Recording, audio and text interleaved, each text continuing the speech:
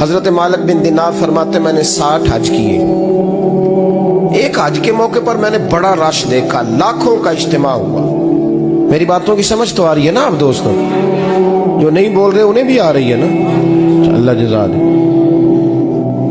کہتے ہیں لاکھوں کا مجمع تھا تو میرے دل میں خیال آیا, میں نے کہا اے اللہ, اتنے لوگ آئے ہیں, ان کا حج قبول بھی ہوا ہے کہ نہیں؟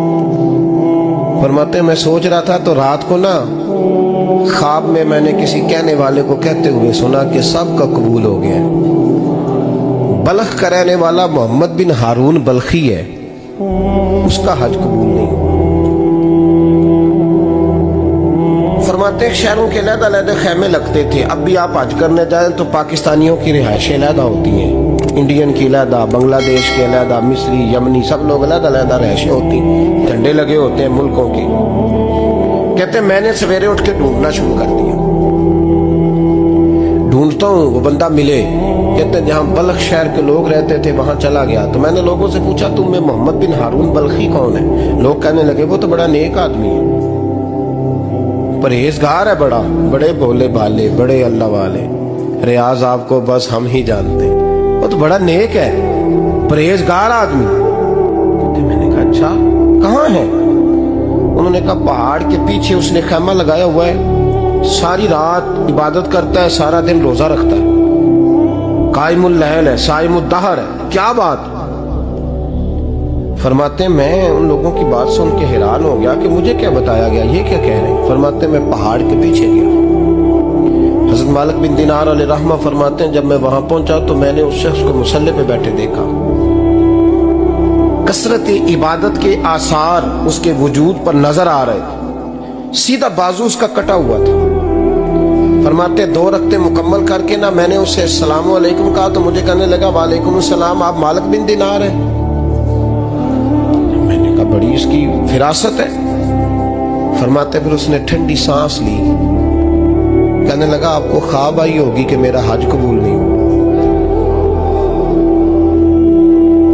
فرماتے مجھ پر اور بجلی گری کہ کیا کہہ رہا. میں نے کہا یار لوگ بھی تیری تعریف کر رہے ہیں اور تیری بصیرت بھی بڑی ہے, تو یہ ماجرا کیا ہے؟ کہنے لگا آپ نہ پوچھیں. یہ کہہ کہ اس نے رونا شروع کیا, دیر تک روتا رہا. میں نے کہا نہیں یار تو بتا. کہنے لگا نہیں آپ نہ پوچھیں, آپ ناراض ہو گئے. میں نے کہا میں نہیں ہوتا, تو بولنا. کہنے لگا حضور 24 سال ہو گئے مجھے حج کرتے ہوئے, 24 سال, 24واں حج ہے میرا, اور ہر سال کوئی اللہ کا ولی آ کے بتاتا ہے کہ جا چلا جا تیرا کوئی نہیں قبول ہوگا. بے پروائی ویک سجن دی جتھے کسے دی پیش نہ جاوے, انہیں تاجہ والے در در رولے تے منگتیاں تخت بٹھاوے. آزم کسے نو کارا ملدا ہی کوئی کعبے و خالی آوے.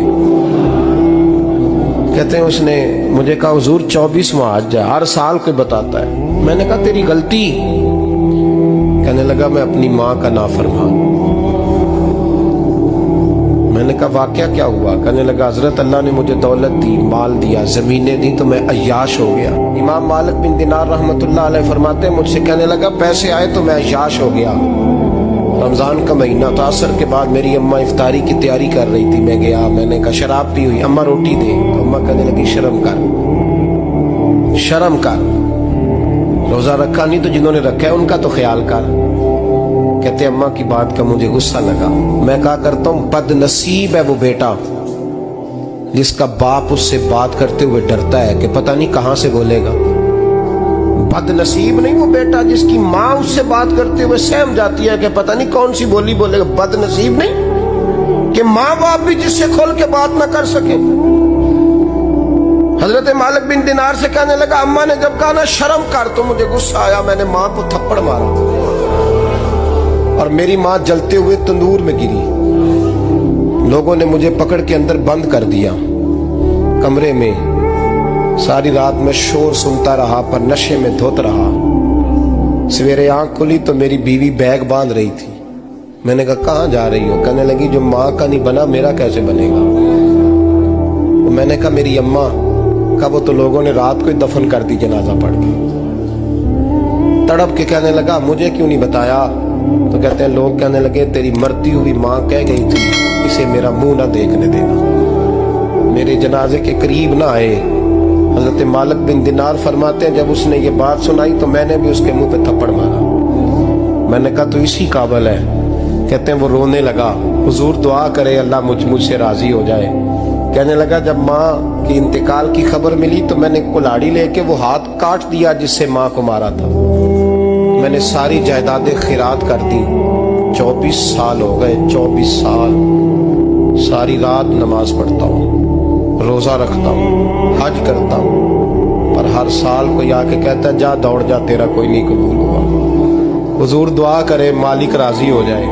فرماتے میں تھپڑ مار کے آ گیا. میں نے کہا تجھ سے راضی ہو جائے اتنے ظالم سے. امام مالک فرماتے رات کو آ کے سویا تو مجھے خواب میں رسول پاک کا دیدار ہوا.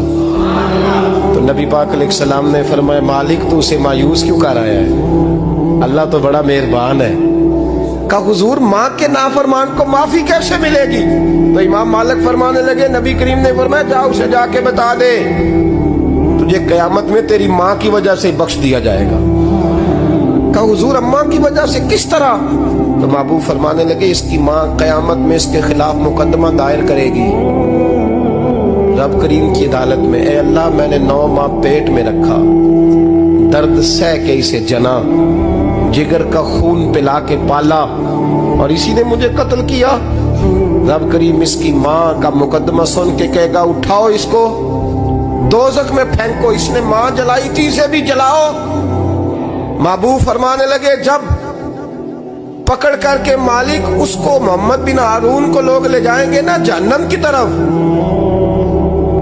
ابھی فرشتے گھسیٹیں گے ہی تو پلٹ کے پھر اماں کی طرف دیکھے گا, اور دوسری دفعہ پھر گھسیٹیں گے تو پلٹ کے دیکھے گا, اور تیسری دفعہ پھر پلٹ کے کہے گا اماں یہ مجھے جلانے لگے, اماں یہ جہنم میں پھینکنے لگے. میرے حبیب فرمانے لگے وہ جل کے مرنے والی ماں وہاں بھی بول پڑے گی, کہے گی یا اللہ چل میں نے معاف کیا تو بھی معاف کر.